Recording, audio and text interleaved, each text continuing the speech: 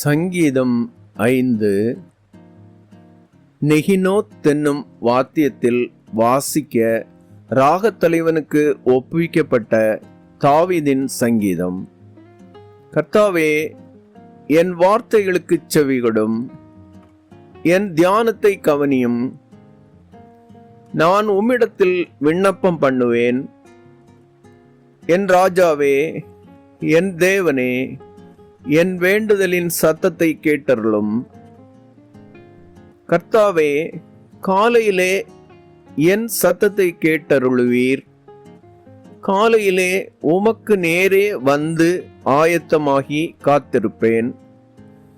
நீர் துன்மார்க்கத்தில் பிரியப்படுகிற தேவன் அல்ல.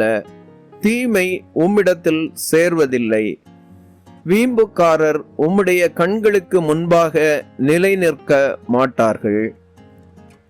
அக்கிரமக்காரர் யாவரையும் வெறுக்கிறீர். பொய் பேசுகிறவர்களை அழிப்பீர். இரத்தப்பிரியனையும் சூதுள்ள மனுஷனையும் கர்த்தர் அருவருக்கிறார். நானோ உமது மிகுந்த கிருபையினாலே உமது ஆலயத்துக்குள் பிரவேசித்து உமது பரிசுத்த சந்நிதிக்கு நேரே பயபக்தியுடன் பணிந்து கொள்ளுவேன். கர்த்தாவே, என் சத்துருக்களின் நிமித்தம் என்னை உம்முடைய நீதியிலே நடத்தி எனக்கு முன்பாக உம்முடைய வழியை செவ்வைப்படுத்தும். அவர்கள் வாயில் உண்மையில்லை, அவர்கள் உள்ளம் கேடுபாடுள்ளது. அவர்கள் தொண்டை திறக்கப்பட்ட பிரேதக்குழி. தங்கள் நாவினால் இச்சகம் பேசுகிறார்கள்.